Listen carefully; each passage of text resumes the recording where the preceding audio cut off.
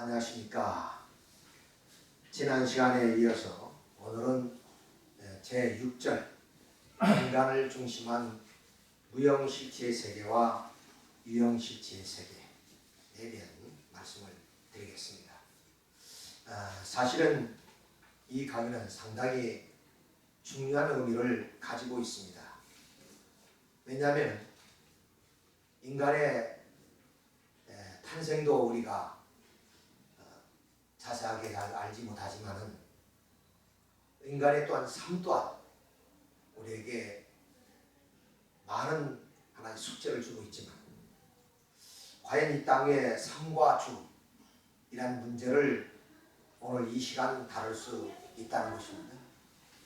이것은 어떤 인문학 강좌에서도 들을 수 없는 그런 참으로 귀한 시간이 되는 것인데, 인간의 삶 어떤 의미가 있고 죽음이 어떤 의미를 갖는 것인지 우리가 이 시간에 한번 깊이 성찰을 해서 참 주어진 한평생이라는 길고도 또한 짧다고 우리가 볼 수가 있는데, 이 인생을 통해서 우리가 태어난 궁극적인 목적이 무엇인지를 우리가 또 헤아려 볼 수 있지 않나 하는 생각을 갖습니다. 우선 우리 인간의 그 탄생을 어떤 기준을 중심해서 생각해 보냐면은 만물 세계를 기준으로 해서 한번 우리가 생각해 본다면 우리 인간은 대단히 귀중한 존재고 또 우리의 삶의 역할이 얼마나 중요하다는 것을 알게 됩니다. 동문선습의 그 첫 장에 나오는 내용이가 만물 천지지간 만물지중에 우리 인간의 최기라는 그런 말이 있듯이 우리 인간이 이 만물 세계에 비교해 봤을 때 어떤 존재인가, 이것을 오늘 이 시간을 통해서 우리가 살펴볼 수 있는 내용입니다. 하나님은 우리 인간을 창조하실 때 제일 나중에 창조하셨어요. 그런데 하나님의 구상은 뭐냐면 제일 먼저 하셨다는 거예요. 제일 먼저 하셨다. 그리고 그 중심을 인간을 중심으로 삼으셨다 하는 얘기입니다. 이게 대단히 중요한 얘기입니다. 그러니까 인간을 중심해서 이 피조세계를 창조하셨다. 그러니까 인간이 생활할 수 있는 환경, 이것을 어디에다 초점 맞추냐면 인간을 중심해서 했다는 것이죠. 마침 농부가 집을 지으려면 농사꾼이 살만한 그런 환경을 만들어야 됩니다. 또 부자가 사는 집을 지은다면 부자가 살 수 있는 그런 환경을 만드는 겁니다. 이것처럼 우리 인간이 살 수 있는 그 환경을 어떻게 만드느냐, 인간을 기준으로서 만들었다 하는 사실입니다.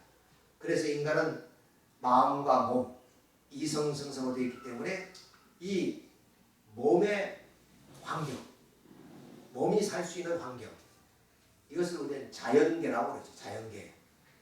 이런 자연계를 만들었다 하는 거예요. 그리고 우리 마음이, 즉 원리에서는 영인체라고 하지만 그 영인체가 살 수 있는 그런 환경, 이걸 영계라고 그러잖아요. 자, 그래서 영계는 무형실체 세계, 즉 형은 없지만 실제로 존재하는 세계. 그래서 마태복음 17장 3절 이하를 보면 이 변화산상에서 그 예수님과 중심에서 모세와 엘리야가 나타난 사건들을 바로 이 제자들이 봅니다. 이렇게 변화됐다 해서 변화산상이다 이런 얘기를 하는 거예요. 이렇게 그 예수님을 중심해서 모세가 엘리야가 나타나서 예수님에게 말씀하죠. 죽음에 대한 얘기. 이제는 주님께서 십자가를 지셔야 되겠습니다 하는 그런 내용이 나옵니다만, 어떻든 간에 이건 1600년 전에 또는 900년 전에 죽었던 그런 분들이라는 거예요. 이런 분들이 예수님과 함께 계셨다 하는 것은 바로 우리 인간이 사후에 영계가 있다는 것을 증명해 주는 하나의 내용입니다. 자, 그러면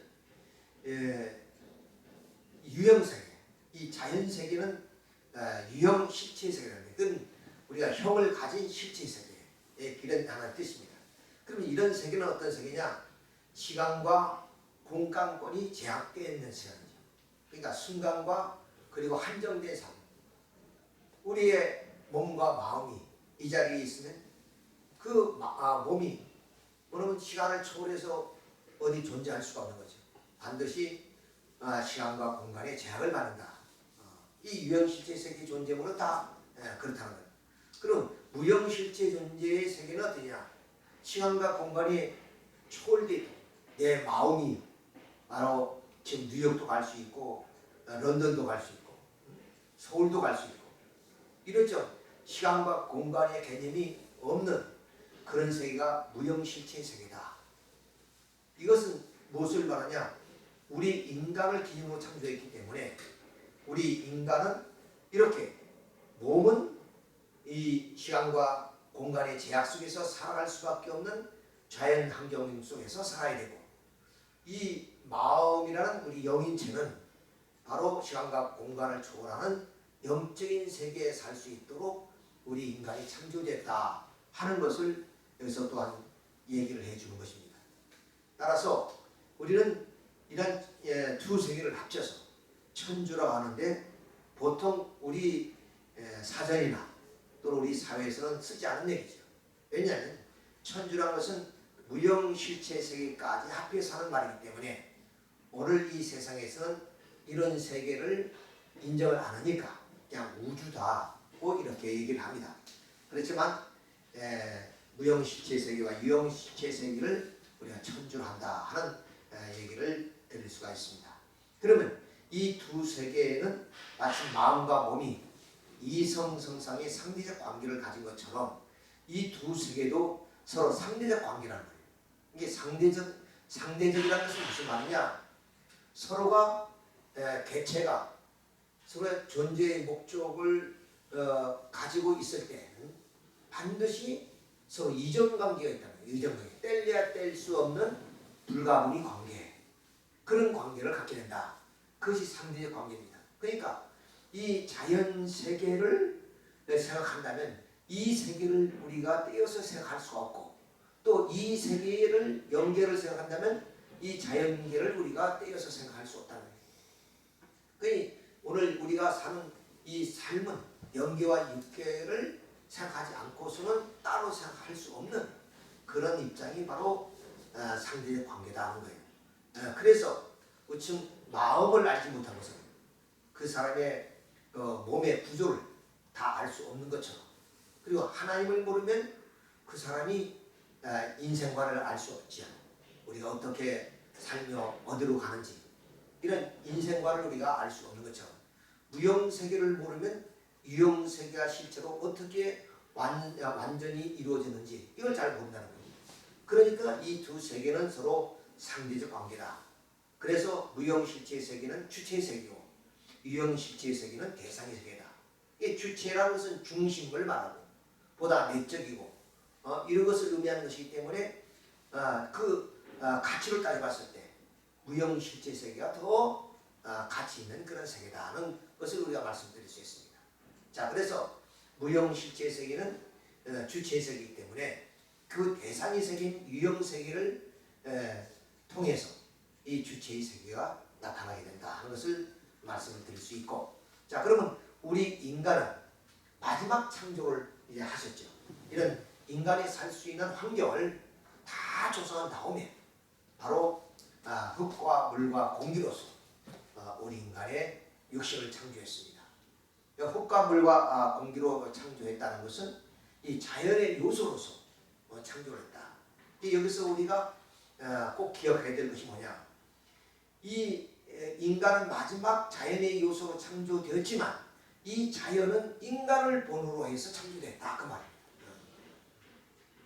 그러니까 인간이라는 구조를 버리고서는 자연 세계를 우리가 상상할 수가 없다는 거예요.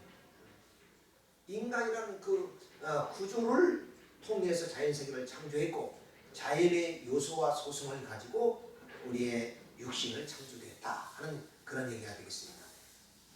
자, 그래서 창세기 2장 7절에 보면 하나님이 흙으로 우리 육신을 창조하셨다 하는 그 말씀은 자연의 요소로서 창조를 하셨다 하는 그런 얘기가 되겠습니다.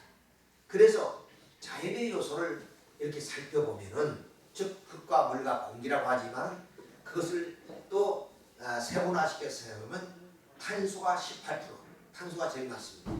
그럼 수소 10%, 또 질소 3%, 그리고 칼슘이 2%, 카리가 0.23%, 그리고 염분이 0.4%, 유황이 0.25%, 인이 1%, 기타입니다. 자, 그러니까 결국에 우리 인간은 이러한 요소로 되어 있기 때문에 이런 요소가 필요해요. 그래서 인도 우리가 섭취해야 되고 또 유황도 우리가 섭취해야 되고 또 염분도 섭취해야 되고 그걸 뭐 따로따로 이렇게 섭취하는 것이 아니라 이미 우리의 먹이 속에 식물이나 동물 속에 다 이것이 들어있기 때문에 그걸 꼭 섭취를 해야 된다. 그러니까 어떤 분들은 그렇게 생각하잖아요.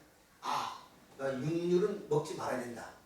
우리가 건강하기 위해서는 오직 그럼 식물성만 섭취해야 된다 하는 그런 종교인도 있고 그렇게 역설하는 분도 없지 않아 있습니다. 그것이 우리가 꼭 정답이라고 말씀할 수 없어요. 예를 들어 식물성에서 이러한 부분들이 부족하다면 동물성을 통해서 섭취를 해야 됩니다. 그리고 또한 그런 동물성도 다 인간을 위해서 창조되었기 때문에 그것이 우리에게 또한 필요한 것이고 또 우리가 이 땅에 행복하게 살기 위해서 우리가 태어났기 때문에 바로 그런 것을 뭐냐면 어떤 신앙적 기준에서 절제하고 또 그것을 피해야 되는 그런 어떤 율법적 그런 생활이라면 참 그건 행복할 수 없잖아요. 그래서 이 모든 우리가 섭취하는 것이나 또 우리 생활 환경들이 인간의 육신을 위해서 존재하는 것이다. 이렇게 보는 거예요. 자연 세계를 위해서 우리 인간이 존재하는 것이 아니라 거꾸로 인간을 위해서 자연 세계가 존재한다. 그런 얘기예요. 그러니까 자연의 요소를 우리가 다 섭취할 수 있으면 있을수록 좋다는 거예요. 그것이 너무 과해도 안 되고 또 부족하도 안 된다는 거예요. 그러니까 적당히 우리 육신이 건강을 유지할 수 있는 그러기 위해서는 자연의 모든 요소를 섭취해야만이 우리는 건강할 수 있다는 얘기가 될 수 있습니다. 자, 그래서 우리 인간은 전도서 12장 7절에 흙은 뭐냐면 땅으로 다시 돌아간다 그랬단 말이에요. 그러니까 흙으로 되어졌던 우리 인간, 이 자연의 요소로 되어 있는 것은 우리 육신이 수명을 다하면 다시 자연으로 환원해서 가는 거예요. 자연으로 환원한다. 그리고 우리가 또 하나의 나가 있는데 고린도 15장 40절에 보면 우리의 몸이 있은즉 신령한 영이 있나니 몸인즉 신령한 삶이 있다 그랬습니다. 자, 그러니까 우리 또 하나의 내 몸, 신령한 몸 이것을 우리는 원리에서 영인체가 그러죠. 영인체. 그럼 영인체는 어떻게 되느냐? 이 물질로 된 요소로서 되어진 것이 아니라 영인체는 영적인 몸이기 때문에 영적인 요소로 되어 있다. 그렇기 때문에 영적인 요소로 되어 있기 때문에 이 영인체는 바로 이 영계가 생활이 터전이에요. 생활이 터전이다. 자, 그래서 육신은 자연의 요소로 되어 있기 때문에 자연이 우리 육신의 생활이 터전이고 영인체는 바로 영적인 요소로 되어 있기 때문에 이 무형실체 세계가 이 영인체의 생활이 터전이다. 자, 그런데 우리 육신은 이 지상에서 영원히 살면 되는데 그 육신이 이 흙과 물과 공기라는 자연의 요소로 되어 있기 때문에 자연의 요소는 영원성을 가지는 아무것도 없어요. 즉 시간이 문제지 다 소멸되게 되어 있단 말이에요. 그러니까 이 자연의 요소로 되어 있는 육신이 죽는다는 것은 너무 당연한 얘기예요. 일부 기독교에서는 우리 육신이 영원히 산다. 죽음이 오게 된 것은 타락 때문에 이루어진 하나의 결과이기 때문에 우리가 타락의 문제만 해결하면 이 땅에 영원히 산다지만 그건 잘못된 얘기예요. 왜? 육신이 이 자연의 요소로 되어 있는데 자연의 요소가 영원한 것이 어디 있어요? 다 소멸된단 말이에요. 그러니까 육신도 죽음이라는 것은 너무 당연한 것이다. 이렇게 우리가 반박할 수가 있습니다. 그래서 영인체가 바로 이런 영적인 요소로 되기 때문에 영계에 가서 영원히 사는 것이지 또한 육신이 영계에 가거나 육신이 이 지상에서 영원히 사는 것이 아니다 하는 사실을 우리가 여기서 알 수가 있는 겁니다. 자, 이렇게 해서 우리는 이 무형실체 세계와 유형실체 세계의 실존을 우리가 여기서 밝힐 수 있습니다. 여기 중요한 것이 뭐냐? 이 유형실체 세계는 현상의 세계라는 거예요. 결과의 세계다. 그러니까 이것을 설명을 안 하더라도 다 알아요. 우리가 피부로 느끼고 감각하면서 사니까. 근데 이 세계는 우리가 모르는 세계예요. 그런데 이러한 모든 것이 상대적으로 되어 있다는 하나의 내용을 중심에서 보거나 또 우리 인간의 모든 이 자연세계, 이 피조세계는 인간의 삶의 환경이니까 그 환경이라는 입장에서 봤을 때도 몸은 바로 이 자연세계의 삶의 환경이고 이 마음이라는 영인체는 바로 우리 영계가 생활이 터져있기 때문에 무형세계가 존재한다 하는 건 부정할 수 없어요. 자, 우리 모두는 이 마음을 없다는 사람은 없을 거예요. 그렇잖아요. 그러면 마음이 없다고 하는 사람이 없는 것처럼 그러면 이 마음이 이 영인체가 이 자연세계에 살 수 있느냐? 그건 육적인 자연적인 요소가 아니니까 살 수가 없단 말이에요. 그럼 그 영인체가 살 수 있는 환경이 있을 것이다. 그것이 영계다. 이렇게 말씀을 드리면 우리는 지금까지 부정하고 알지 못했던 무형실체의 세계를 우리가 긍정할 수밖에 없다고 이렇게 말씀을 드릴 수가 있는 겁니다. 자, 그러면 이제 이 피조 세계에 있어서 무형실체 세계가 유형실체의 세계에 있어서 인간은 어떤 존재냐? 뭐 우리가 대자연 앞에 서게 되면 우리가 스스로 왜소해지고 하잘 것 없는 존재라고 그렇게 생각이잖아요. 예를 들면은 엄청난 그 좀 산 앞에 딱 서면은 그 산의 그 위험에 의해 물려가지고 나라는 존재는 하찮는 존재구나, 아무런 쓸모없는 존재구나 이렇게 생각할 수도 있고, 그것도 큰 대양이나 바다에 서게 되면 나 존재가 정말로 미미하다 이런 걸 느끼잖아요. 또 그런 자연 속에서 내가 어떤 위험을 당할 때 내가 그 자연을 극복하지 못하는 그 자신의 모습을 보면서 인간은 이런 무력한 존재구나 이렇게도 우리가 느껴질 수 있어요. 그런데 이제 이 강의를 들으면 우리 인간이 얼마나 그러면 바다보다도 높고 하늘보다도 높고 그러면 대자연과 비교될 수 없는 그런 어마어마한 존재다 이런 것을 우리가 느끼고 그렇게 인식이 된다면 우리의 삶은 결코 경제적으로 좀 어렵다 할지라도 우리가 실망하거나 낙관하거나 좌절을 할 수는 없다 이렇게 우리가 볼 수가 있습니다. 자, 그래서 우리 인간은 어떤 존재냐? 첫째는 창세기 1장 28절에 생육하고 번식하여 만물을 주관하라 그랬다. 그러니까 만물의 주인이다. 이런 만물의 주인이다. 이런 것을 우리가 여기서 느낄 수 있다. 다시 이 그림이 나옵니다만 그래. 자, 우리 육신은 만물의 주인이라면 그건 이해가 간다고. 그러면 저 세계도 과연 있다 한다면 그 존재는 어떤 존재예요? 바로 모세와 엘리야가 이미 그 세계에 가서 살고 있다가 그렇다면 그 세계의 인간이 주인이다. 그래서 무형실체 세계나 유형실체 세계에 있어서의 그 주인은 뭐 호랑이도 아니고 또 어떤 귀신도 아니고 오직 인간이다 하는 것을 우리가 알 수 있습니다. 그래서 고린도전서나 로마서에 보면 바로 우리 인간이 이 자연의 주인이다 하는 것을 설명하고 있습니다. 자, 이런 것을 봤을 때 우리 인간은 이 필석의 주관자라는 사실 이것을 우리가 좀 명심할 필요가 있습니다. 두 번째로 우리 인간은 피조세계 화동이 중심체다. 화동이 중심체. 그러니까 이 무형실체의 세계와 유형실체의 세계는 차원이 다른 세계야. 이미 말씀드렸지. 시간과 공간의 제약을 받는 세계라면 이 세계는 시간과 공간을 초월한 세계이니까 차원이 다르니까 서로 상대적 관계에서 수수관계가 성립이 안 된다. 모든 존재는 상대적 관계라면 수수관계가 형성이 되도록 되어 있습니다. 그런데 이 두 세계는 서로 상대적 관계이면서도 수수관계가 성립이 안 되기 때문에 바로 인간을 중보로 해서 이 두 세계가 서로 교통하게 된다.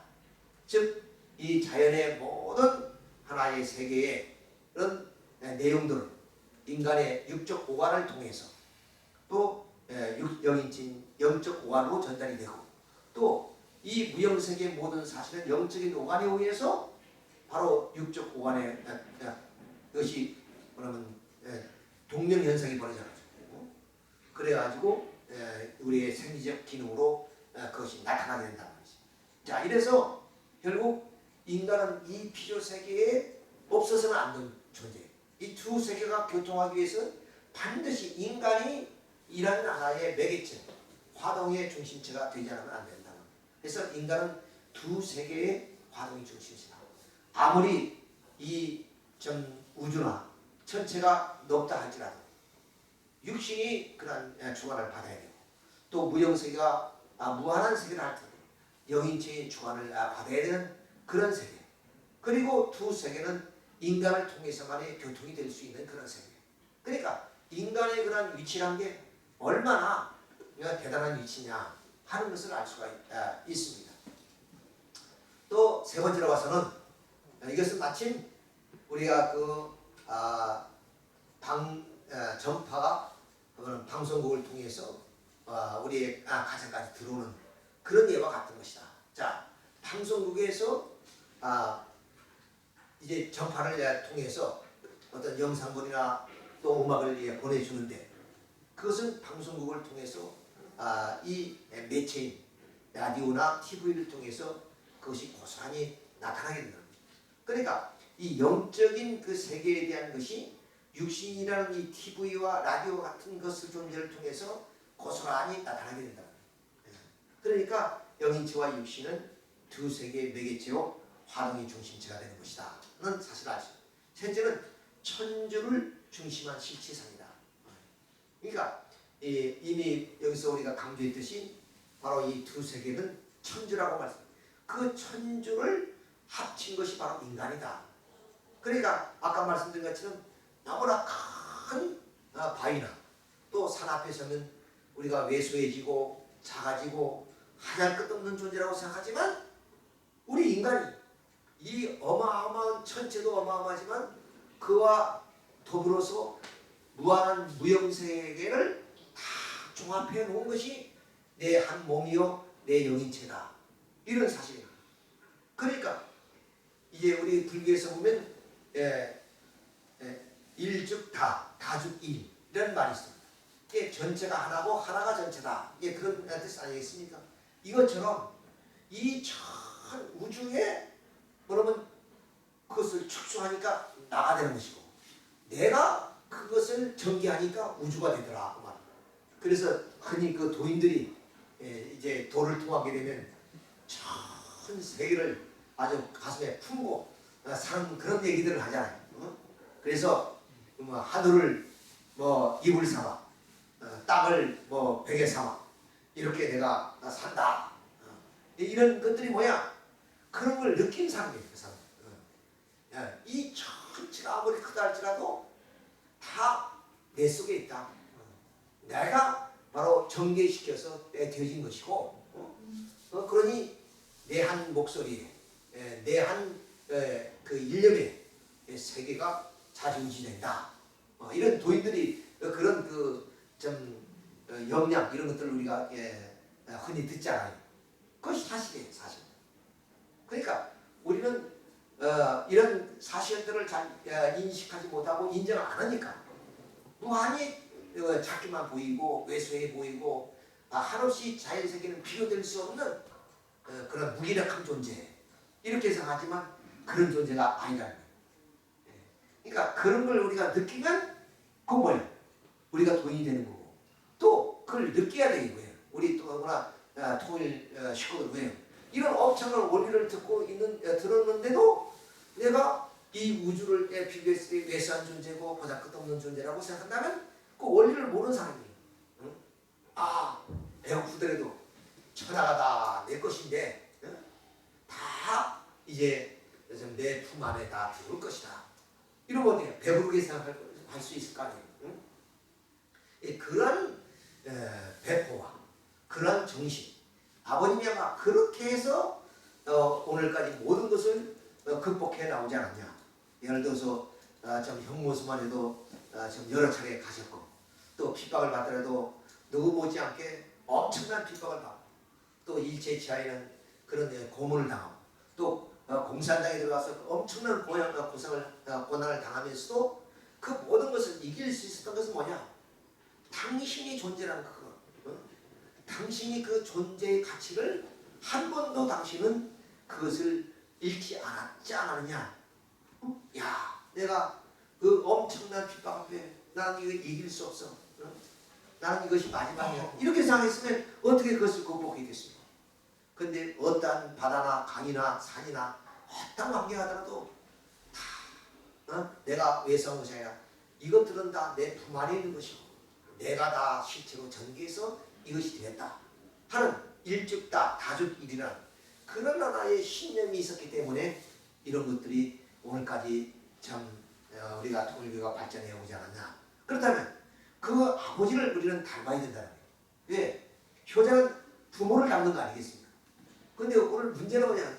우리는 이 엄청난 원리를 알면서도 아버지를 못 닮았다는 거죠. 아버지를. 아버지처럼 어떤 능력이 없더라도 그러한 마음, 그런 마음이 우리가 있어야 되지 않느냐 하는 그런 생각을 갖습니다. 자, 그래서 천조를 종합한 그 실체상을 우리가 비교해보면 동물은 말 것 없죠. 동물이 우리 인간의 그 구조를 보면은 동물도 코도 있고 배도 있고 심장도 있고 그러면 식물도 구조와 요소와 소성이 같다는 거예요. 자, 봅시다. 식물의 뿌리, 줄기, 잎 이렇게 나눠본다면 잎은 우리의 폐에 해당하는 것이고 줄기는 우리 심장에 해당하는 것이고 뿌리는 위장에 해당하는 것이고 도가는 우리의 동맥, 사과는 우리의 정맥. 이렇게 구조가 같잖아요. 이렇게 구조가 같고 그리고 식물이나 우리 인간이 세포로 되어 있다는 거. 그리고 식물에도 생명의 의지가 있잖아요. 수분과 온도가 맞으면 싹을 틔운다는 거예요. 이게 생명을 발화하는 거죠. 그리고 꽃을 피우고 열매를 맺습니다. 이것처럼 우리 인간에도 생명의 의지가 있잖아요. 이게 식물이 가지고 있는 구조나 요소나 소성이 다 같다고 해요. 자, 이런 것을 봤을 때 우리는 천주를 종합한 실체상이다. 그럼 광물은 어떠냐? 자, 이 지구를 보면 지구의 제일 표면이 뭐냐? 초목이 있죠. 그리고 그 밑에 지각이 있고 또 좀 지층이 있고 또 지하천이 있고 암층이 있고 용암층이 있고 이러듯이 우리 인체도 초목 같은 솜털이 있고 그리고 지각 같은 피부가 있고 또 좀 지층 같은 근육이 있고 지하층 같은 혈관이 있고 또 암층 같은 골격이 있고 용암층 같은 골수가 있고 이 구조가 같고 또 그 좀 요소들이 뭐냐? 전부 다 아까 이 말씀드렸지. 우리 탄소, 산소, 수소 그리고 인 이런 것이 되어 있듯이 이 지구 자연세계는 다 그런 것으로 구성되어 있잖아요. 구성되어 있다. 그리고 우리 인간의 수분이 70%죠. 바다가 70%다. 또 오장육부가 있듯이 오대양육대수로 되어 있다. 이런 구조나 요소와 소성이 이런 자연세계나 천주를 종합할 수 있는 그런 내용도 가지고 있기 때문에 이미 말씀드렸지 우리 인간은 천주를 종합한 실체의 삶이다 하는 것을 말씀을 드릴 수 있습니다. 이래서 우리 인간의 위치가 어디냐? 자, 우리는 육적인 노관을 가지고 자연세계를 추구하고 영적인 노관을 가지고 무형세계를 추구하는 주인이다. 그리고 이 두 세계가 서로 상대적 관계지만 인간이 없이는 두 세계가 교통할 수 없는 그런 매개체, 환원의 중심체다. 그리고 두성이가 아무리 높다 할지라도 광대무변하다 할지라도 인간 하나를 확대시키는 것에 불과하다. 또 그것을 축소한 것이 인간이다. 자, 그래서 이 자연성이나 이 영계는 인간이 없으면 아무런 의미가 없다. 그런 얘기예요. 예를 들어서 좀 우리 박물관에 많은 좀 고정품들이 있다 할지라도 도와줄 사람이 없다면 그것이 무슨 의미가 있겠어요? 천년이 몇 년이 되고 백 년이 되고 또 정말로 우리 인류 사회에 찬란히 빛날 그런 예술 작품들이 있다 할지라도 도와줘서 찬양하고 기뻐할 수 있는 인간이 있다면 아무런 의미가 없는 것처럼 이 자연세계가 수려하고 그리고 무한한다 할지라도 그것을 보고 즐기고 기뻐하고 그것을 좀 자랑스럽게 생각하는 인간이 없다면 아무런 그러니까 오직 이 모든 자연세계나 영계는 인간을 위해서 존재하는 그런 의미를 가지고 있다. 이렇게 보게 될 때 인간은 이 자연세계의 주인이고 이 자연세계의 혜택을 누리며 살아야 될 권리와 그리고 그러한 하나의 의무가 있다. 이렇게 우리가 볼 수 있습니다. 이런 존재로 하나님은 우리 인간을 창조하셨다 하는 사실, 창조하셨다 하는 우리의 사실을 알 수가 있습니다. 자, 이렇게 해서 피조세계에 있어서의 인간의 위치를 우리 한번 살펴봤습니다. 자, 그러면 우리 인간은 몸과 마음, 즉 육신과 영인체로 되어 있다는데 그 육신과 영인체의 역할을 우리가 한번 살펴보도록 하겠습니다. 자, 육신은 우리가 육체와 육심으로 되어 있습니다. 육신이라는 것은 그러니까 육체라는 것은 순수한 동물의 고깃덩어리와 고깃덩어리. 아까 말씀드린 것처럼 바로 뭐 인이라든가 수분이라든가 또는 뭐 산소, 탄소 뭐 이런 걸로 되어 있는 순수한 물질적인 거예요. 근데 그 육신이라는 것은 바로 우리의 동물의 본능성과 같은 것으로서 생존하고 보호하고 번식하고 지각하고 활동하는 그런 하나의 중심적 부분이 육신이에요. 그래서 동물의 본능성을 보면 소라든가 집에서 키우는 짐승들을 보면 주인도 알아보고 사랑도 느끼고 그러잖아요. 그런 어떤 생명을 이렇게 좀 이어나가는 그런 하나의 중심적 부분. 그리고 어떤 위험이 왔을 때 그 위험을 피하려는 어떤 보호할 수 있는 그런 능력. 그리고 번식하고자 하는 그런 능력. 또 이렇게 느끼고 하는 지각. 이런 것들이 모두가 육신의 자녀이라고 이렇게 볼 수가 있습니다. 그런데 이 육신은 성장을 하는데 하나의 음적인 영역으로서의 물질 그리고 양적인 영역으로서 빛과 공기를 흡수해서 혈액을 중심해서 수수작용할 때 바로 육신은 원만하게 성장합니다. 그런데 이 육신이 성장하는 것은 시간적 과정이 있어요. 그것은 소생기 과정, 장성기 과정, 완성기 과정. 이렇게 육신이 성장하면 그때부터 어떻게 노쇠해 나가는 거죠. 그 수명이 이제 닿을 때까지 이렇게 노쇠해 나간다. 그리고 이 영인체는 바로 육신과의 상대적 관계에 있지만 이 영인체는 육신이 주체에 있다. 이 주체가 됐다는 것은 바로 육신보다 보다 더 가치적인 존재다. 이런 뜻입니다. 보다 더 중심적이다. 그리고 그것은 무형 실체로서의 실체다. 우리 눈에 오감으로 느끼지 못하고 보지 못한다 할지라도 그것은 무형이기 때문에 보는 것이 실체는 존재하는 실체다. 그리고 이 영인체는 하나님과 직접 통하는 그런 하나의 실체다라는 것을 우리가 여기서 아셔야 되겠습니다. 자, 그러면 이 영인체도 이같이 육체처럼 순수한 영적인 요소로 되어 있는 체와 함께 바로 우리 육신과 같은 생심이라는 게 있다. 생심. 이것이 바로 육신의 핵심이고 우리 인간의 핵심입니다. 이 생심이라는 게. 자, 그러면 그 생심이라는 게 뭐냐? 그것은 바로 가치를 추구하는. 자, 우리 인간을 가리켜서 흔히 그러면 우리 동물이다, 사회적 동물이다, 뭐 이런 말을 쓰죠.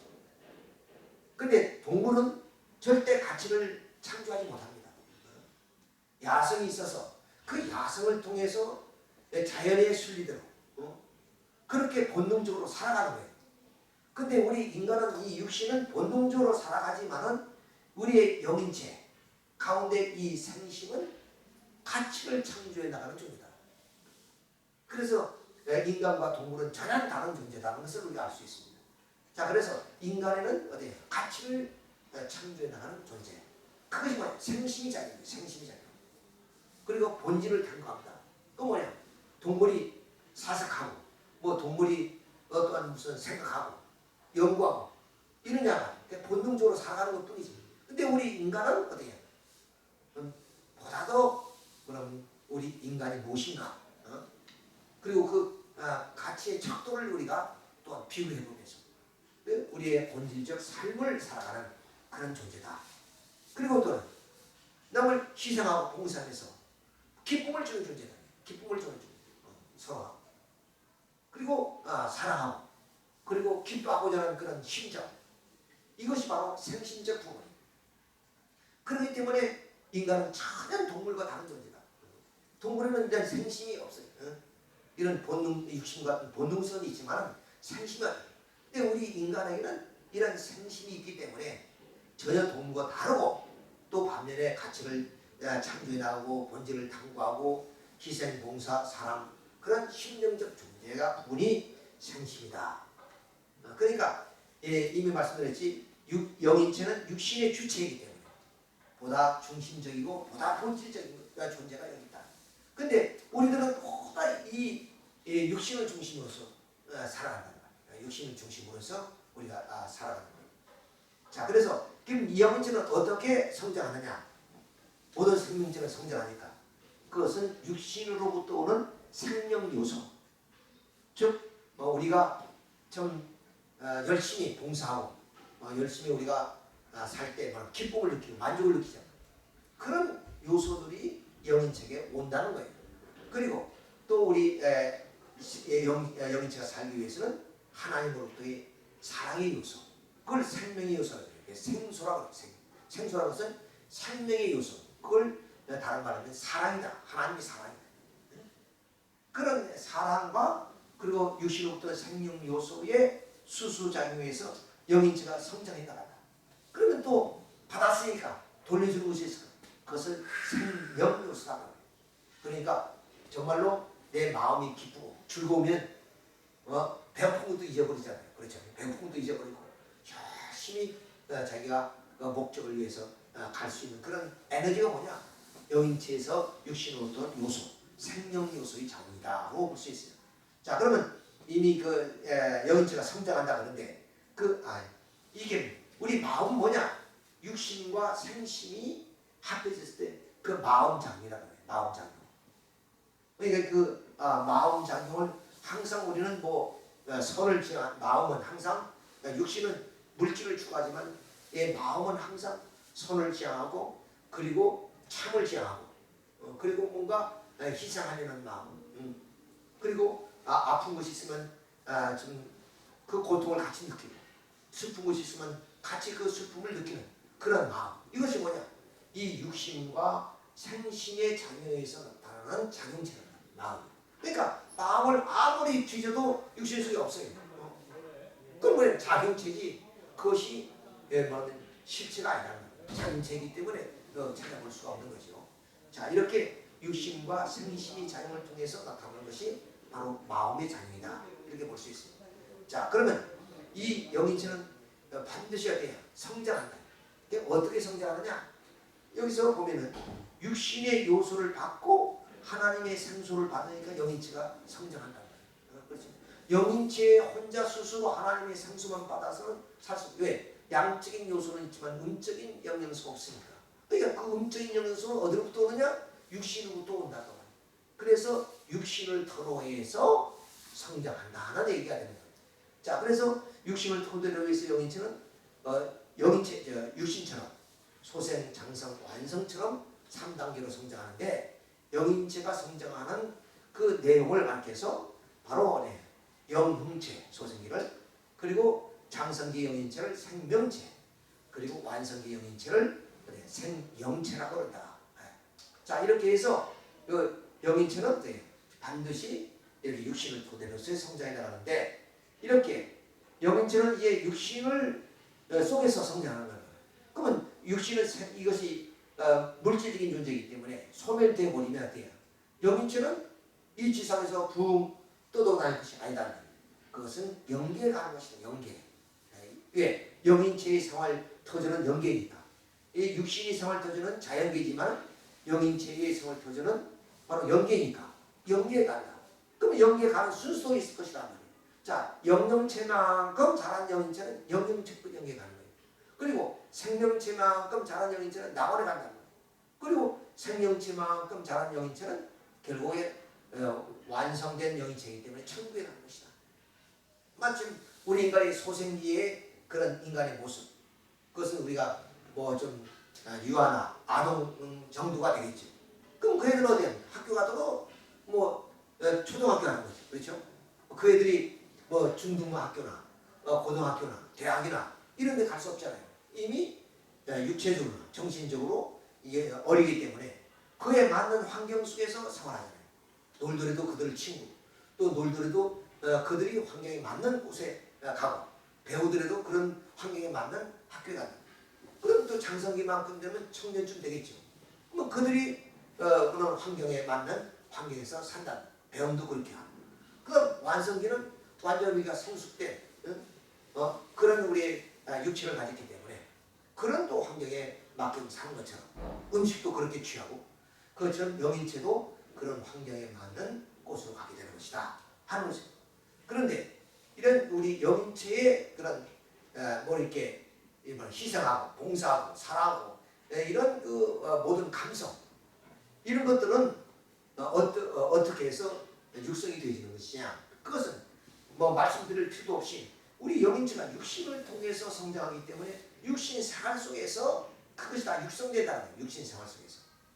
그러니까 뭐 부모와 자녀의 그런 사랑의 관계를 통해서, 또 우리 사회의 인간 관계를 통해서, 또 우리가 사회의 어떤 문화를 통해서 이렇게 육성이 되어진다 하는 것을 알 수 있어요. 그러니까 이 말을 거꾸로 말하면 이 육신을 쓰고 내가 이제 갖춰야 될 어떤 그 사랑이라든가 심정이라든가 이런 가치라든가 이런 것을 우리가 좀 이 육신의 생활 속에서 일궈내지 못한다면, 그것을 내가 좀 육성하지 못한다면 어떤 현상이 벌어지느냐? 육신이 없으면은 그것이 육성될 수가 없다. 그런 얘기가 되는 거예요. 자, 그 예를 하나 들어보도록 하겠습니다. 뭐 우리가 잘 아는 그 영혼 결혼식이 있잖아요. 영혼 결혼식이 한데 흔하지는 않지만, 그러나 이런 샤머님들이 통해서, 즉 우리 무당들이죠. 이런 무당들을 통해서, 무속인들을 통해서 이런 일들이 많이 벌어지잖아요. 자, 그러면 이 영혼 결혼식이라는 것은 이 땅에서 성년이 되지 못해서, 또는 성년이 되더라도 혼인 예식을 올리지 못해서 죽은 영혼들을 위한 하나의 결혼식이 영혼 결혼식이라는 거예요. 자, 이렇게 해서 그림을 보면 이게 남자와 여자, 그러니까 이제 우리가 좀 일찍이 결혼하기 전에 죽은 남자 가정에서, 또 시집가기 전에 죽은 그 영혼의 가정, 이게 두 가정의 인연을 통해서 이렇게 혼사가 치러지게 되는 겁니다. 그래가지고 이렇게 둘이가 예를 올리죠.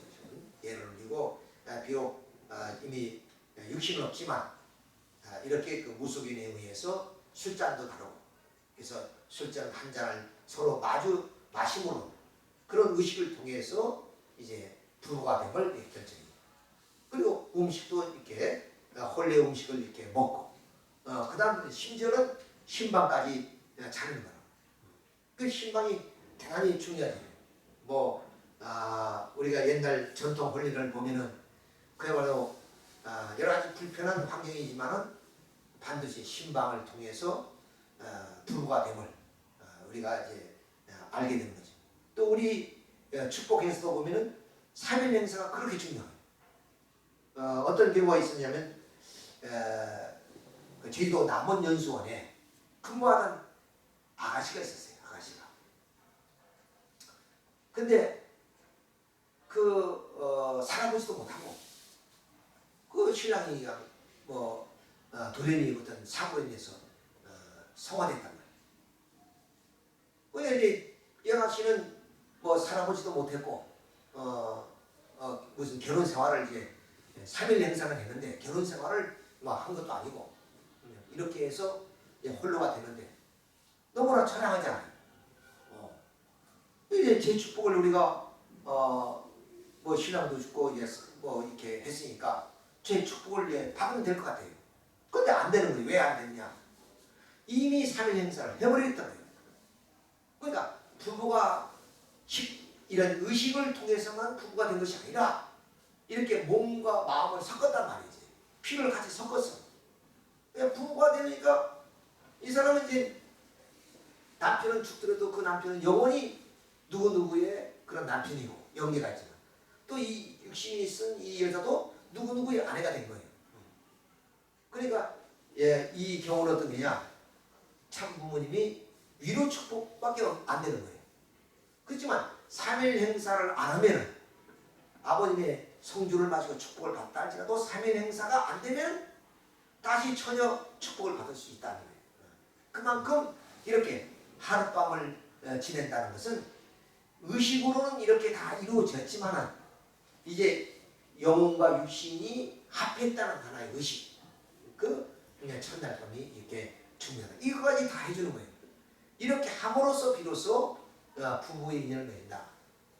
그래서 하늘에서 땅에서 면 하늘을 풀고 땅에서 풀면 하늘에서 푼다 하는 말씀, 이런 의미를 가지고 있다고 우리가 볼 수가 있습니다. 자, 그래서 이렇게 반드시 우리의 영인체의 어떤 모든 감성, 사랑의 감성, 심정의 어떤 그런 마음, 또 희생, 봉사, 이런 모든 것들이 다 육신 생활에서 이루어져야 된다. 그러니까 육신 생활 속에서 희생도 그런 감성도 없고 봉사의 그런 마음도 없다면은 영계 가서도 그런 마음이 없겠죠. 그래서 3살 버릇이 8까지 간다 하는 말은 뭐가 평상시에 남을 위해서 희생 봉사 많이 하고 참 남을 위해서 많이 돕고 우리 거장님 같으신 분 우리 남장로님 참 이렇게 다 우리 장로님들 그렇게 뜻을 위해서 그렇게 봉사하고 희생하고 그러면 영계 가서도 그런 마음이 그대로 남아난다는 거예요. 그리고 어떻게 했어요? 영계에 많은 사람들이 나를 중심에서 살려고 노력한다. 그 사람 보니까 더 발광체잖아요. 빛이 막 반하고 그 사람한테 가까이 가면 막 사랑이 느껴지니까. 그러니까 몰려오는 거죠. 이렇게 영인체의 감성은 지상의 육신 생활을 통해서 이루어진다 하는 것을 우리가 알 수 있습니다. 그러면 그 영인체의 그 소성, 그 소성은 뭐냐? 그 요소들이 합쳐져 있는 그런 마음을 말한다. 그러니까 예를 들어서 희생, 봉사, 사랑, 심장 이런 요소들이 뭐냐면 합쳐져서 내 성품을 이루는 소성이 된다. 그래서 영인체가 악화 되느냐? 그것은 악한 어떤 그 요소들 때문에 내 마음이 내 영인체가 악화됐다. 또 선화됐다. 그것은 지상에서 희생, 봉사, 사랑 이런 심정들을 통해서 내가 많은 선한 일을 했기 때문에 그 소성, 영인체의 소성은 선화가 됐다. 그러니까 천국과 지옥은 하나님이 정해주는 것이 아니라 내 생긴 대로 가다. 내 생긴 대로. 내 소성이 악화되느냐, 영인체가 그러면 선화되느냐. 내 생긴 대로 천국 가고 지옥 가는 것이지 어디에 결정되어지는 것이 아니다 하는 것을 더불어 말씀을 드릴 수가 있습니다. 자, 그리고 이제 구원은 그러면 어떻게 되느냐? 구원은 제1차적으로 지상에서 이루어진다 하는 뜻입니다. 지상에서 구원이 이루어지게 되는 것이다. 그래서 마태복음 16장 19절에 보면은 바로 베드로에게 천국 문 열쇠를 주잖아요. 그리고 땅에서 매면 하늘에서 매고 땅에서 풀면 하늘에 풀다. 그러니까 이제 타락한 인간의 모든 문제는 어디냐? 죽어서 문제가 아니라 살았을 때 문제고 해결해야 된다. 그러니까 이 지상에 천명이 지상에 있다. 이렇게 우리가 이제 생각해야 돼요. 그러면 어떤 사람이 행복한 사람이냐? 세상에서 이런 뜻을 알고 참 부모님을 만나고 모든 문제를 해결해서 축복을 받은 사람, 이런 사람이 행복한 사람이고, 또 더 행복하다면 그야말로 천수총각이 축복받은 사람이 더 행복한 사람이고, 또 더 행복한 사람은 어디냐? 정말로 유아 때부터 좀 이세로 태어나서 그야말로 고이고이 세상에 때를 묻지 않고 성장하는 사람, 이런 사람들이 더 축하하죠. 결론적으로 말하면 젊은 사람, 피가 끓어서 뭔가 뜻을 위해서 앞을 향해 전진할 수 있는 그런 사람이 있다면 그 사람이 더 행복한 사람이다. 이렇게 보세요.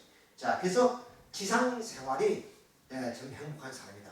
아무리 잘나고 그리고 뭐 세계에서 영웅 호걸이라 할지라도 이미 육신을 벗어버리면 그것은 지상에 다른 이제 또 방법이 있겠지만 더 이상의 그런 어떤 발전을 기약할 수가 없다 하는 얘기입니다. 자, 그러면 영인체, 즉 영계에 많은 사람들은 또 영계에서 십자가 가서 거기서 아들 딸 낳고 그렇게 이제 영계가 인구가 증가되느냐? 그거 아니에요. 전부 땅에서 죽은 사람들이 영계에 가는 것이지 영계에서 다시 탄생하는 법은 없다. 그러니까 참 영인체의 번식, 그것은 지상의 육신 생활 속에서 번식을 통해서 나타나는 것이다. 그러니까 영계는 영계에서 뭐 탄생한 사람은 없다. 모두가 지상에서 죽어서 가는 그런 것이 영인들이다. 이렇게 우리가 볼 수가 있습니다. 그래서 이제 우리 육신과 영인체의 관계를 한번 다시 자세하게 살펴본다면은, 자, 우리 육신은 말씀을 다 드렸습니다만은 산소가 65%, 탄소가 18%, 수소가 10%, 질소, 칼슘 뭐 이렇게 해서 쭉 되어 있습니다. 땅의 물질이다, 그렇죠? 이걸 한마디로 흙과 물과 공기다 이렇게 표현을 해볼 수 있습니다. 자, 그러면 육신은 이런 그 물질로 되어 있지만 우리 영체는 뭐냐? 영원한 그런 영적인 요소로 되어 있기 때문에 이건 고유한 존재다. 그리고 영원한 존재다 하는 것을 그러니까 어디다 가치의 비중이 있고 더 가치적이고 주체적이냐? 영인체라는 거지. 그러니까 여기가 중심을 중심하고 우리가 살아야 된다. 그러니까 이 육신을 통해서 우리가 먹고 입고 그런 살아가는 그런 것도 중요하지만 그러나 희생, 봉사, 사랑 그것이 더 중요한 삶의 목표가 된다고 이렇게 우리가 볼 수가 있습니다. 자, 이렇게 해서 우리 인간의 참 영인체와 육신과의 상대적 관계를 우리 한번 살펴봤습니다. 자, 그래서 인간의 영인체와 육신의 관계는 뭐냐? 나무와 열매와 같다. 육신이 나무라면 영인체는 열매다. 나무도 중요하지. 나무가 튼튼하고 좀 병균을 이겨내야 좋은 열매를 맺을 수 있습니다. 그렇지만은 결국에 목적은 열매라는 거예요. 열매를 따기 위해서 나무를 키우는 거지 나무를 자라기 위해서 나무를 키우는 사람은 없대요. 열매를 따기 위해서. 그것처럼 우리 지상의 삶은 영인체의 완성을 위해 사는 것이지 육신이 잘 먹고 잘 살기 위해서 이 땅에 사는 것은 아니다는 거예요. 그러니까 우리의 삶의 목표가 여기서 정해집니다. 이미 서두에서 말씀드렸지, 우리 인간의 삶의 목적과 방향 그리고 죽음에 대한 그런 내용이 오늘 이 시간을 통해서 지금 말씀드리고 있는데, 이 강의를 들으면 얼마나 우리가 사는 생애에 대한 목표가 여기 세워지지 않아요. 그러니까 우리 삶의 활력소가 될 수 있는 거죠. 이 육신 생활만이 삶이 아니구나. 진정한 삶은 이렇게 가치를 창조하고 희생하고 봉사하고 살아가는 그 삶이 진정한 삶이고, 그 삶의 열매가 뭐냐? 영인체라구나 하는 것을 우리가 알 수가 있다. 자, 이런 것을 알고 사는 사람하고 이런 무지 속에서 사는 사람하고는 근본적으로 다르다는 거예요. 지금 우리가 평화대사라든가 우리의 외적인 활동을 통해서 우리가 인연된 사람들이 많이 있는데, 이 사람들은 이러에 대한 목표를 두고 사는 사람들은 아무리 이것을 설명해도 이것을 인지하려고 하지 않아요. 그냥 뭐 놀고 즐기고, 예를 들어서 일본에서 세미나가 있다. 그러면 여행 목적으로 가는 거지 진정으로 인생에 대한 그 좀 진지한 내용을 내가 알고 싶어서 가는 사람이 몇이나 되겠냐. 자, 그래서 우리가 좀 유명한 그런 그 질문을 던졌던 고 이병철 회장님은 24개의 질문을 던지고 갔잖아요. 당신은 이 생활을 통해서 남부럽지 않게 가질 건 다 가졌습니다. 그렇지만 그 마음속에 허전함을 어떻게 채울 수가 없었던가 봐요. 그러니까 자기의 지인인 신부님께 24가지 신이 있으니까 신과 인간의 관계, 그리고 또한 종교의 문제, 또 종교인의 삶, 왜 이렇게 종교를 믿는데 그렇게 타락한 삶을 사느냐, 그리고 이태리같이 천주 교인들만 살고 있는 그런 이태리에 왜 이태리에 범죄가 많습니까? 그러면서 마지막 이 지구의 종말이 옵니까 하는 질문까지 이렇게. 그건 뭐냐? 이 육체적인 열 중심한 삶은 그 사람의 성공한 삶이에요. 다 채울 수 있는 거 다 채웠어요. 그러나 그 마음속에 채울 수 없었던 것이 있다란 말이에요. 예, 그런 것이 뭐냐? 바로 희생이요, 봉사요, 사랑이라는 그것, 그 영인체를 다 준비하지 못하고 간다는 그런 아쉬움이죠. 자, 우리는 얼마나 당당합니까? 우리가 가진 것이 없고 또 우리가 좀 배운 것이 없다 할지라도 우리는 이런 인간 역사를 통해서 알지 못한 것을 우리가 알았단 말이에요. 자, 오늘 뭐 기독교인들이 있고 불교인들이 있고 많은 종교인들이 있지만 구체적으로 이것을 알고 사느냐 말이에요. 그렇지 않단 말이에요. 그러니까 기독교를 믿고 있으면서도 천국이라는 것을 외치면서도 그러잖아요. 불신 지옥, 예수 믿으면 천국, 뭐 이렇게 다 알고 있으면서도 어떻게 생활해요? 그야말로 형식적인 신앙생활을 하고 그리고 좀 세상의 그런 물질 탐욕하며 살아가는 사람들이 얼마나 종교인들이. 우리는 이걸 알고 있잖아요. 그러니까 알고 사는 거하고 모르고 사는 거는 이건 하늘과 땅과 같은 그런 관계예요. 자, 그래서 참 우리 지상의 삶, 그리고 우리가 가야 될 하나의 목적을 우리는 이미 알고 우리는 한 단계 한 단계 살고 있지 않습니까? 우리는 알고 모르고 무심코 가서 그 어떤 현상에 부딪히게 되면 얼마나 당황합니까? 그런데 우리가 알고 한다. 그래서 이병철 회장의 연기의 메시지를 보게 되면 처음 딱 죽으니까 황량한 벌판에 버려졌더라고요. 자기 혼자 아무도 없고 자기 방에 황량한 벌판에 자기 혼자 딱 덩굴이 던져져서 자기는 신 앞에 하나님이라고도 얘기 못하고, 물론 하나님을 몰랐으니까. 근데 우리가 흔히 사용하는 신, 하나님하고 신이라는 그 어휘도 똑같은 뜻이지만 그 뉘앙스가 다르잖아요.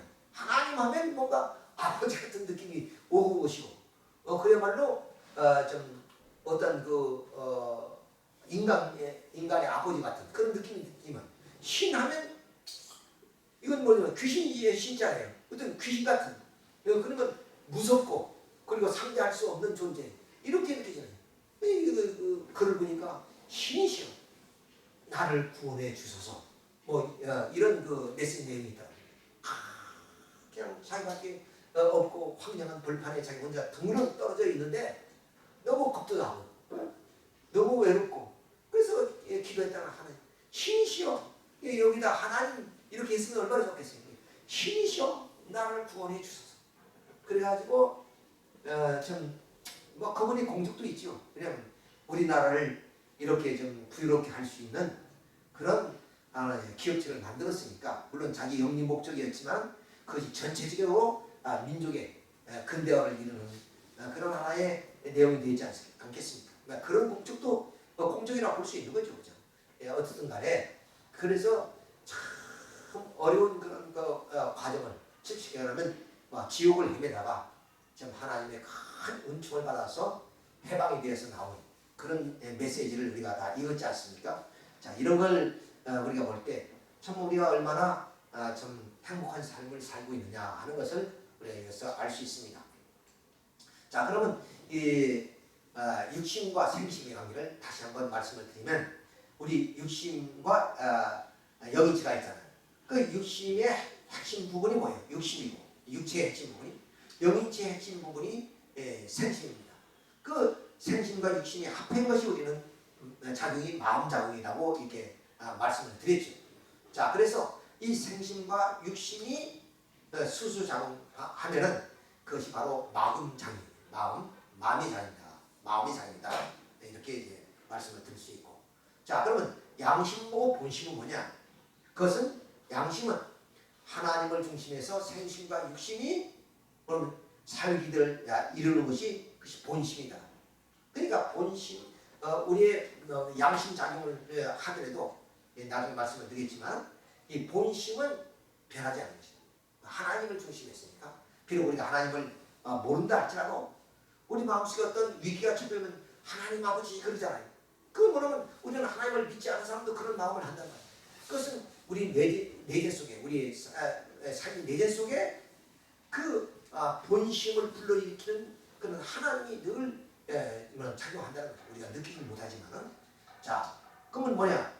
여기에 양심은 뭐냐면 내가 진리라는 것을 주장하면서 생심과 육심이 작용해서 나타난 현상이 양심이다.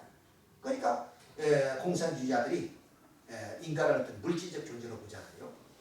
그리고 인간의 육체라는 것은 어떤 좀 혁명의 그런 도구로서 그 사용의 가치가 낮으면 그 세면 하실 것 없는 존재로 그래서 숙청해 버리잖아요. 그러니까 그런 어떤 진리 이런 진리를 중심해서 우리의 육신의 생심, 육신 그리고 영인체의 생심이 작용해서 양심이 있다고 한단 말이에요. 그러니까 이 공산주의자한테도 양심이 있어요. 그리고 테러분자들한테도 다 양심이 있어요. 그러나 그런 사람들의 양심은 어떠냐? 자기들이 옳다고 생각하는 진리관을 중심해서 있는 것이다. 근데 타락한 사회 속에서는 이 진리관이 시대와 장소에 따라서 무엇이 변한단 말이죠.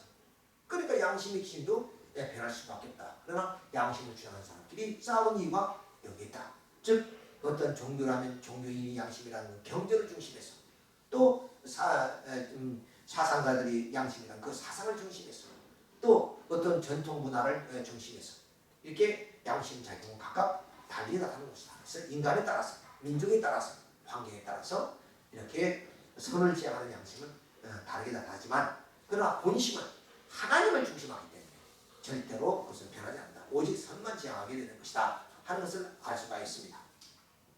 자, 그러면 우리 인간의 거는 이렇게 양심이나 본심만 형성이다. 사심이 근본적으로 악을 행하는 그런 마음이 있다. 그건 뭐냐? 바로 하나님이나 진리가 아니라 바로 사탄을 중심해서 그런 우리 인간의 육신과 생심이 작용하는 것이다. 그러니까 완전히 우리 인간이 사탄과 하나가 되어 있는 상황. 뭐 우리가 이제 진리를 중심해서 그 진리도 때에 따라서는 의로운 일을 할 수 있단 말이에요. 예를 들면 이 세상 당시에 미영불 기독교 국가하고 그리고 이태리, 일본, 독일 이렇게 사탄 국가로 나눠서 전쟁을 했다고 우리가 좀 알고 있습니다. 자, 그런데 여기서 이 세상 당시에 소련이 참여했어. 소련이 참여했어.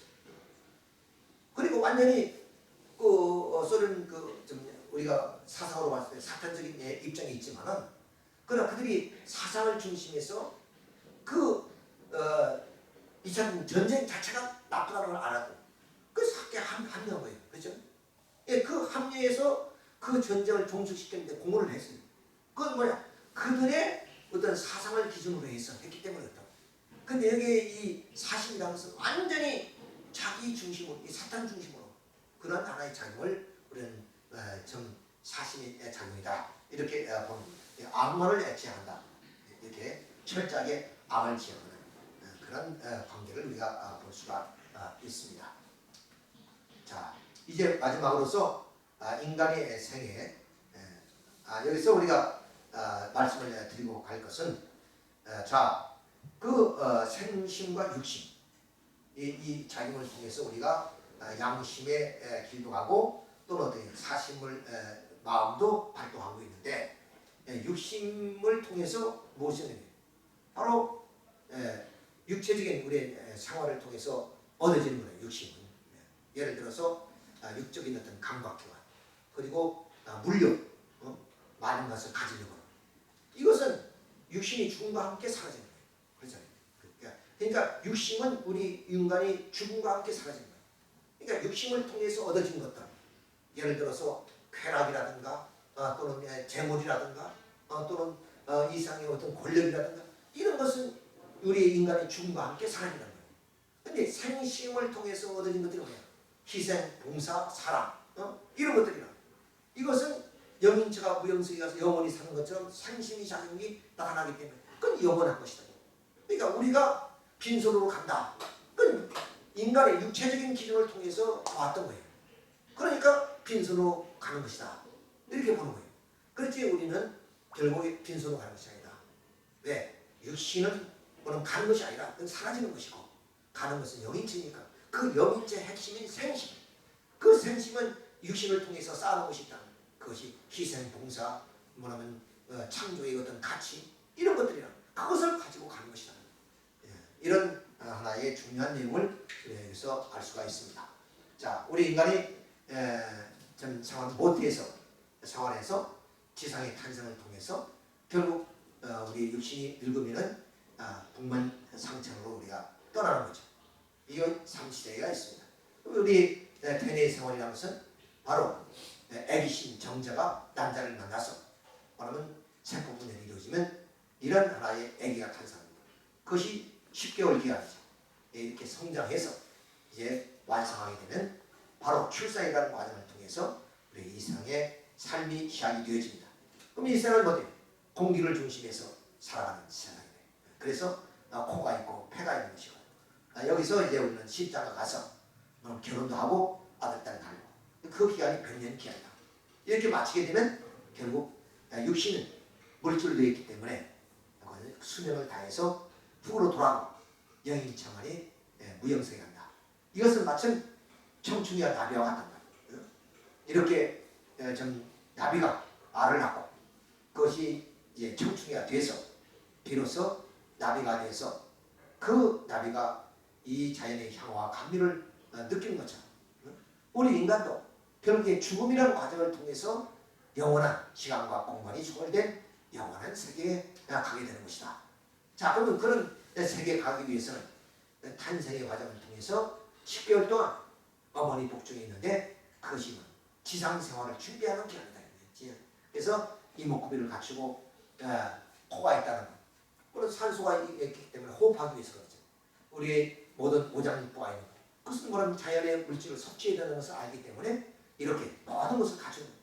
그렇게 해서 우리가 출생하게 되면 비록 이 자연 세계에서 결국 가정을 이루어서 사랑을 채워가면서 이렇게 그 가정에서는 부모 사랑, 부부 사랑, 자녀 사랑을 통해서 그 사랑이 다 이렇게 채울 되어지면 비로소 더 이상 우리가 좀 완성이 되면 이때 육신의 생명을 다해서 무영생에서 영원히 살게 되는 것이다. 자, 무영생에 관한 하나의 내용을 한번 살펴보도록 하겠습니다. 자, 이렇게 망자가 이제 죽지 않습니까? 그러면 여기에 이 숨골, 이 숨골에서 그 영인체가 나온다 그래요. 이렇게 쫙 이렇게 나와서 일단 이렇게 딱 나오면은 요거는 이제 지금 이렇게 그대로 되어 있지만 자기를 본다는 거예요. 이렇게 보게 되면 내가 죽었다 하는 것을 그때 압니다. 그리고 또 주위에서 가족들이 막 부둥켜 우는 것을 봤을 때 내가 죽었구나. 그때 감지한다는 거예요. 막 딱 죽는 순간은 그걸 모르고 영인체가 딱 육신과 분리되어서 이렇게 좀 주위 환경을 보면은 그때 내가 죽었구나. 그래서 육신을 가서 탁 영인체를 채워봐도 감각이 없고 이렇다는 거죠. 그 대모님, 훈모님이 얘기가 그 청동에서 뭐 그런 말씀 많이 했는데 당신이 그 입신하게 된 그런 얘기를 그때 이제 한 적이 있어요. 그러니까 한겨울에 꽁꽁 얼음이 얼어있는 그 좀 바가지 통에 물이 얼어있는데 그걸 깨가지고 그 속에 이제 들어가면서 그러면서 기도를 해가지고 입신하게 되는데 대모님이 부르셔서 연결을 가야 되는데 그때 자기 가족을 다 여행을 보냈다는 거예요. 그것도 일주일씩 여행을 보냈다는 거예요. 그리고 자기가 육신을 벗었다는 거예요. 벗어서 이렇게 뒤돌아보니까 자기 육신은 부대타락처럼 주룩하게 늘어지다는 거예요. 자기의 영인치가 없으니까 아주 뭐 힘도 없이 그냥 그 쌀자루가 뭐라면 쌀이 피면 쭉 늘어지듯이 그렇게 쭉 늘어지다는 거예요. 그 뭐 식구들이 와봐서 아니 저기가 그렇게 죽어 있으면 장사 지내본다는 거예요. 그럼 자기가 이제 들어갈 그런 육신이 없잖아요. 그래서 여행을 멀리 보내놓고 자기가 좀 연계를 다 돌아보고 와서 그 속에 들어가서 다시 살아났다. 예, 그런 말씀은 그건 뭐 우리 원리로 다 아는 얘기니까 예, 그렇게 하는 것처럼 이렇게 우리가 그래서 이제 점점 그 우리 육신과의 이런 선이 있을 때 그것이 끊어져 이렇게 이제 날아가는 연계로 가는 거죠. 이런 우리가 모습을 볼 수가 있습니다. 이렇게 해서 우리 인간은 연계에서 무한한 사랑을 도취해서 사랑에 도취해서 살게 된다. 이것이 우리의 일생의 과정이다. 이렇게 우리가 다 아는 사실이지만 이렇게 또 우리가 들어보면 또 거기서 우리가 깨달음도 있고 느낌도 이제 달라질 수가 있습니다. 자, 이렇게 해서 우리 인생을 마치는 것인데 이런 이론적인 내용을 중심해서 우리가 참 우리 선배들도 많이 갔고 또 아버님도 가셨고 이런 것을 우리가 보면서 결코 죽음은 하나의 고통이나 또는 참 이별이 아니라 그것은 당연히 우리들이 가야 될 하나의 길이다 하는 것을 우리가 이 시간을 통해서 알아볼 수 있게 되었습니다. 이 시간 이것으로 마치고 다음 시간에 또 말씀을 하도록 하겠습니다. 수고하셨습니다.